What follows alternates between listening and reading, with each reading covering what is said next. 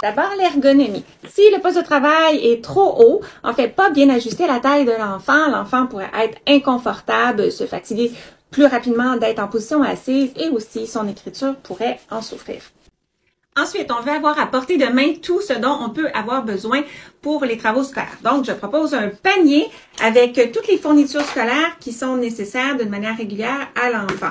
Une règle, colle, des ciseaux, des crayons, du liquid paper, brocheuse, calculatrice ou tout autre. Dans la même ordre d'idée, je pourrais avoir besoin de me moucher, donc je garde des mouchoirs sur le bureau. Je pourrais avoir faim, donc une collation santé. Je pourrais avoir soif, de l'eau. Mon agenda pour savoir quoi faire. Et finalement, il y a tout ce qu'on veut pas près de nous, tout ce qui peut nous distraire, le téléphone cellulaire, le petit frère ou des livres qui m'intéressent particulièrement. Pour un enfant avec des besoins de régulation, mais je garde à portée de la main aussi un deuxième panier avec des objets qui se manipulent, bien sûr, après qu'on ait jugé que mes manipulations m'aident à me concentrer et non l'inverse. Des affiches avec des stratégies autour de moi peuvent m'aider. Par exemple, des stratégies de concentration, d'étude ou même de gestion des émotions.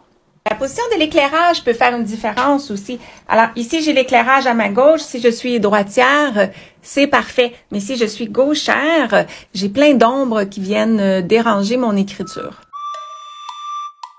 La réalité, c'est qu'il n'y en a pas de meilleure position qui s'applique à tous les enfants tout le temps. Chaque enfant a son propre système nerveux qui sera pas toujours dans le même état. Donc, la position qui fonctionne bien aujourd'hui sera pas nécessairement celle dont il va avoir besoin demain. Différentes possibilités. Ben oui, on peut travailler assis à un pupitre dans sa chambre, mais on peut être aussi sur la table de cuisine avec des gens autour, debout devant le comptoir, à plat ventre au sol, avachi sur le divan. Assis par terre, dans le bain, dans la voiture, dehors, et on peut même varier la position dans une même période de travail. Idéalement, une activité merveilleuse en début d'année, c'est de faire une visite guidée du sac d'école neuf.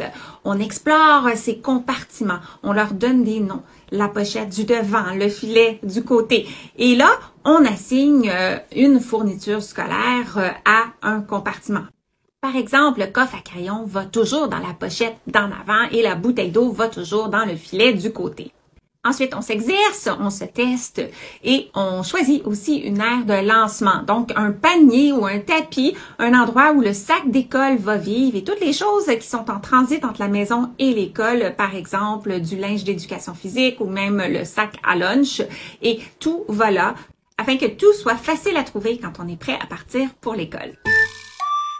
La première idée, c'est de doubler le matériel lorsque c'est possible. La deuxième idée, c'est de faire un support visuel, donc une liste écrite ou avec des images ou des photos du matériel qui doit partir vers la maison ou retourner vers l'école. Et la troisième idée, c'est d'avoir un système de buddy, donc d'avoir deux élèves qui mutuellement vont vérifier le sac d'école de l'autre pour s'encourager à ne rien oublier. Le conseil clé ici est routine et prévisibilité. Donc d'abord, on peut établir une routine de consultation. À quel moment on regarde l'agenda, on regarde la page du jour et on regarde toujours les quelques pages suivantes pour voir ce qui s'en vient. On peut créer une routine de notation. Par exemple, toujours commencer par le nom de la matière, mathématiques, maths, peut-être en lettres majuscules, ensuite le devoir à faire, ensuite la date de remise. On peut utiliser des codes de couleurs pour s'y retrouver entre les matières. Donc, les mathématiques sont toujours en jaune, le français toujours en orange. C'est bien de noter les travaux au moment où ils sont donnés, mais aussi au moment où ils doivent être remis. Et on peut établir un autre code, peut-être avec des ponctuations comme un point d'exclamation pour souligner que c'est une date de remise. Il est très important d'avoir une routine de renforcement dans la notation. Donc, est-ce qu'on se fait un petit carré dans lequel on va faire un X ou un crochet quand c'est terminé? Est-ce qu'on va rayer, surligner en couleur le travail quand il est fait? Peu importe, mais c'est bénéfique d'en avoir un. Dans l'agenda, on note les travaux scolaires, les examens, évidemment, mais c'est aidant d'aussi noter les autres activités, événements parascolaires. Donc, mes cours de karaté, mon rendez-vous en orthophonie, la fête de mon ami et même peut-être le week-end de bloquer des périodes d'études. Ah oui, une bonne idée, c'est d'installer une clip qui va garder ensemble les pages précédentes, de sorte que lorsque j'ouvre mon agenda, ben, je suis à la page d'aujourd'hui, mais ça ne bloque pas ma consultation des pages suivantes. En maternelle, en première année, les enfants ne savent pas encore lire, écrire, donc ne peuvent pas utiliser cette habilité-là pour soutenir leur organisation. Donc, ils sont encore dépendants de l'adulte pour leur dire quoi faire, mais on s'attend à leur collaboration. Et si la routine est stable, ben, on s'attend aussi à ce qu'il initie parfois certaines parties qu'il va commencer à bien connaître.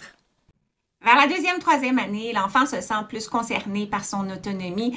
Il fait, par exemple, son sac, il essaie de ne pas oublier de matériel, mais peut avoir besoin d'aide ou qu'on vérifie. Il sait suivre une liste de tâches et il va généralement travailler de manière indépendante pour des périodes de plus en plus longues. Vers la quatrième, cinquième année, l'enfant est généralement assez mature pour gérer son agenda, planifier une période d'études, se faire un plan de travail qui priorise les tâches, mais on parle de tâches qui se débutent et qui se complètent dans la même période, comme faire un devoir de mathématiques. À partir de la sixième année et au secondaire, on s'attend à une plus grande autonomie ou à l'autonomie.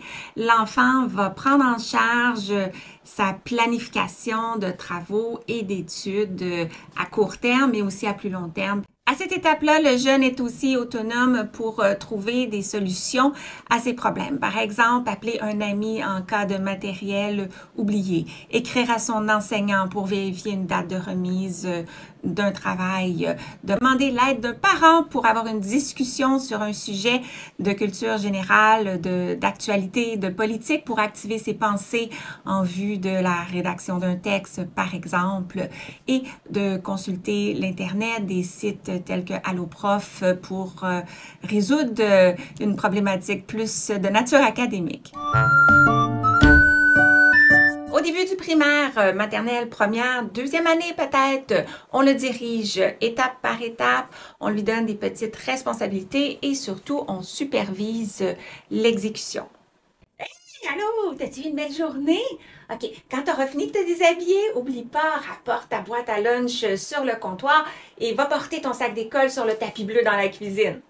Et au moment de faire des travaux, on fait la même chose. On lui dit d'aller chercher son livre dans son sac, de le mettre sur la table, de l'ouvrir à la page 4 et de mettre son doigt sur le titre et de commencer à lire. Au deuxième cycle, troisième, quatrième année, on l'accompagne dans son organisation en installant une structure. On organise l'environnement, on lui fournit des outils, par exemple une minuterie ou des paniers pour mettre des fournitures scolaires. On lui dit quand aller faire ses travaux, on regarde avec lui son agenda et on lui pose des questions pour l'aider à faire son plan de travail. OK, qu'est-ce que tu as à faire aujourd'hui? OK, par quoi tu penses que tu devrais commencer? Combien de temps tu penses que ça va te prendre pour faire ce devoir-là? Penses-tu que tu vas avoir besoin d'une pause?